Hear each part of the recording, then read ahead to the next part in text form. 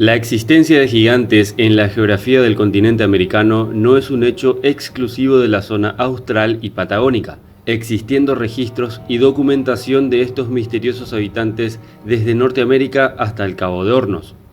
Sin duda alguna, los patagones y otros seres denominados extraños, sobrenaturales o tal vez fantasiosos despertaron la curiosidad y el espíritu aventurero de los occidentales europeos, incentivando las expediciones de conocimiento tanto antropológicos como geográficos en tierras americanas. La existencia de los gigantes en particular está bien documentada a lo largo del continente. Esta es menos fantasiosa que las demás criaturas consideradas poco creíbles, como son las sirenas, los dragones, los duendes, etcétera, etcétera, ya que en cuanto se refiere a gigantes, existen muchísimas evidencias sobre ellos, especialmente en documentos antiguos en el área de la paleontología y arqueología respectivamente, así como también en relatos bíblicos y otros tipos de documentos. Desde la llegada de los primeros expedicionarios occidentales a las latitudes australes de América, un hecho llamó poderosamente la atención: la presencia de seres de notable altura, quienes habitaban el extremo sur del continente. Debido a sus características físicas, les llamaron gigantes o patagones, casi indistintamente. Su existencia real se halla registrada en innumerables crónicas y registros de expediciones a lo largo de la historia. Muchos europeos imaginaron seres sobrenaturales y la existencia de lugares fantásticos como El Dorado, Trapananda y la mítica ciudad de los Césares. Estos fueron importantes factores que incentivaron y promovieron el conocimiento de la geografía americana y el posterior asentamiento en determinadas regiones. Al remontarnos al pasado, nos encontramos con que en 1766 el Delfín, un buque al mando del comodoro John Byron, apodado el Mal Tiempo Jack y el abuelo del poeta Byron, regresó a Londres después de darle la vuelta al mundo. A pesar de que estaba en el banquillo, se filtró el rumor de que la tripulación del Delfín había encontrado una tribu de gigantes de 3 metros en la Patagonia, al sur de América. Este rumor apareció por primera vez impreso el 9 de mayo de 1766 en el Gentleman Magazine. Otros periódicos, como las Crónicas de Londres, obtuvieron también la misma historia. Antonio Pigafetta, que navegó con Magallanes en la década de 1520, había descrito un encuentro con una raza de gigantes de América del Sur. Según Pigafetta, Magallanes se refirió a estos gigantes como patagones, debido a sus pies grandes. Es por esto que el extremo sur de Sudamérica es conocida como la Patagonia. El cronista de la expedición de Magallanes escribió un relato sobre su encuentro con los nativos, con el doble de la altura de una persona normal. Un día, de repente, vimos a un hombre desnudo de estatura gigante en la orilla del puerto, bailando, cantando y arrojando polvo en su cabeza. El capitán general envió a uno de nuestros hombres hacia el gigante realizando las mismas acciones como una señal de paz. Una vez hecho esto, el hombre llevó al gigante a una isleta donde el capitán estaba esperando. Cuando el gigante se encontraba ante el capitán y nuestra presencia, se maravilló mucho e hizo señales con un dedo levantándolo hacia arriba, creyendo que habíamos llegado desde el cielo. Era tan alto que le alcanzaba solo a la cintura y estaba muy bien proporcionado.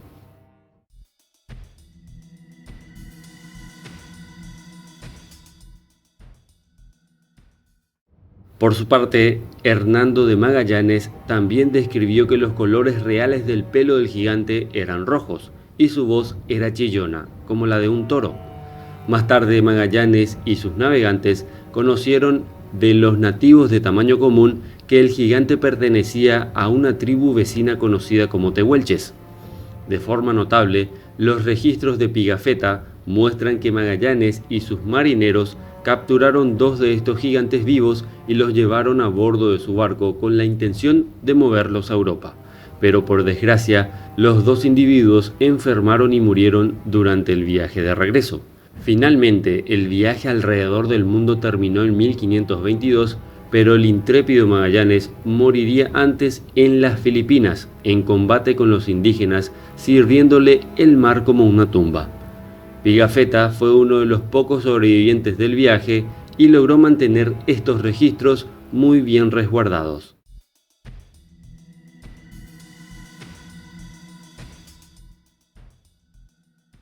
58 años más tarde, de acuerdo con los registros de otros exploradores, los gigantes todavía vagaban por San Julián, y nada menos que el noble pirata Francis Drake había logrado en sus incursiones varias reuniones entre él y los hombres de pelos rojizos, gigantes de hasta 3 metros de altura.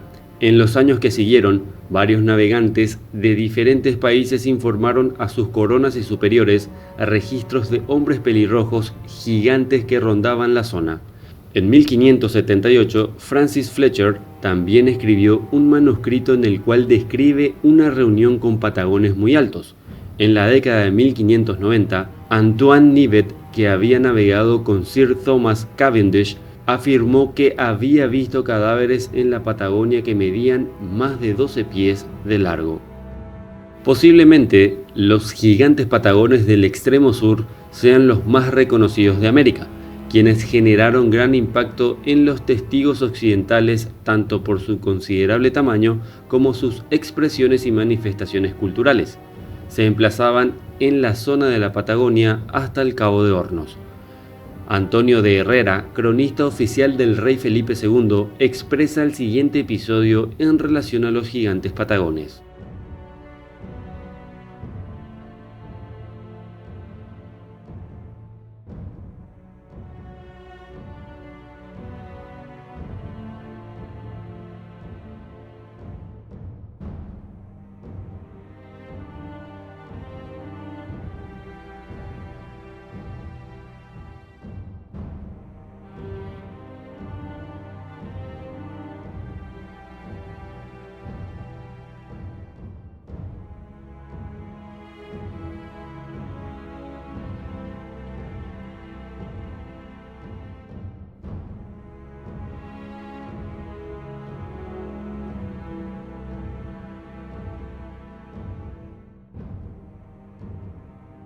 El comodoro Byron dio la vuelta al mundo en 1766 y al publicar su relato, acompañado de famosos dibujos, otorgó carta de naturaleza mundial a los gigantes de la Patagonia.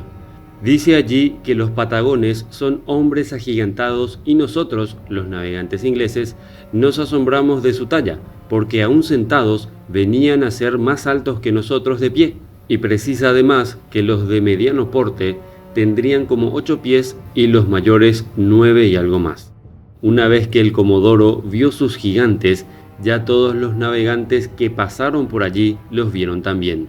Ingleses, franceses, holandeses, tudescos como John Purnetti, 1769, o Fitzroy, 1802, y 1000 más los dibujaron a toda fantasía.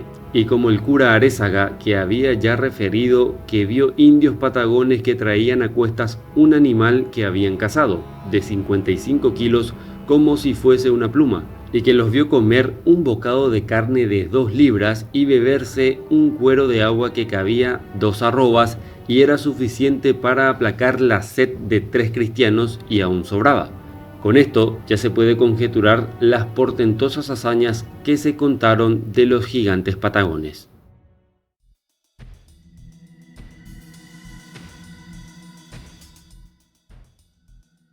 En la Biblia también encontramos menciones a gigantes, y no solo una vez, sino varias veces. Había gigantes en la tierra en aquellos días.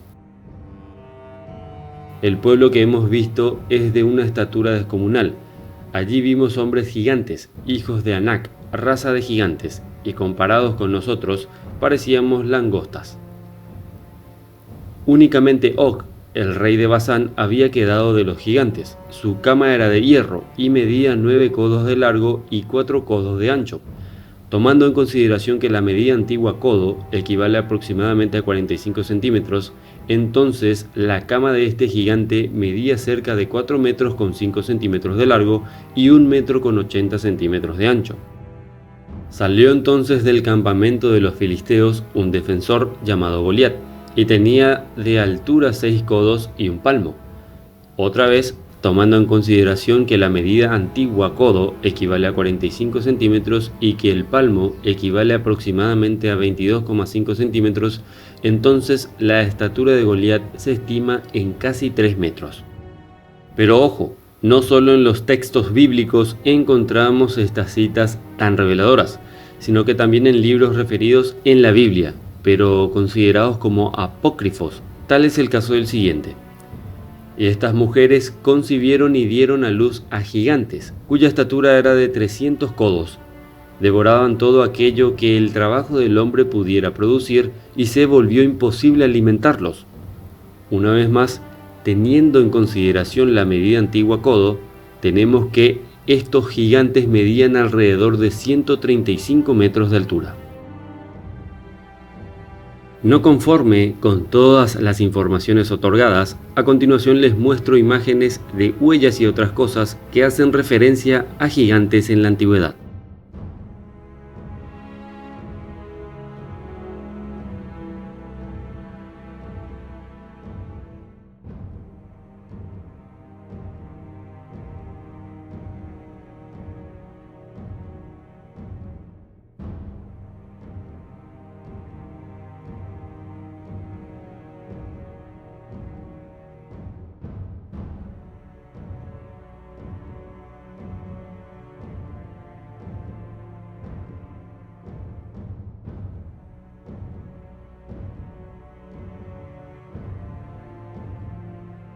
Como vieron, las cantidades de informaciones que hacen referencia a los gigantes son casi interminables, y sé que hay muchas otras informaciones que seguramente pasé por alto.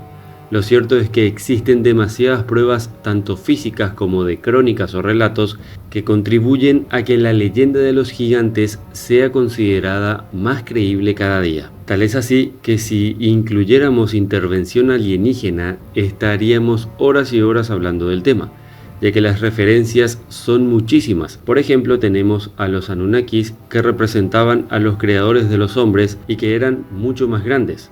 También están los dioses egipcios, como Ra, Horus o Set. Estos también tenían grandes proporciones y además tenían formas diferentes a nosotros. También encontramos que en el Popol Vuh se narra la historia de un gigante.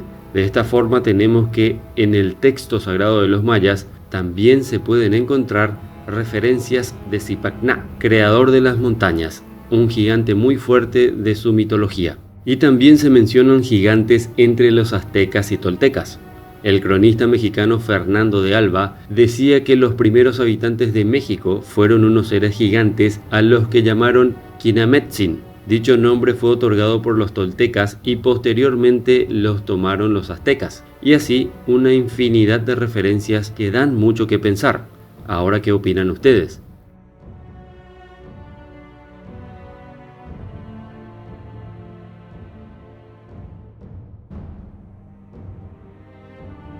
Como siempre, espero tu comentario. Si te gustó el material, no olvides compartirlo y darle me gusta. Me despido dándote las gracias como siempre y hasta la próxima.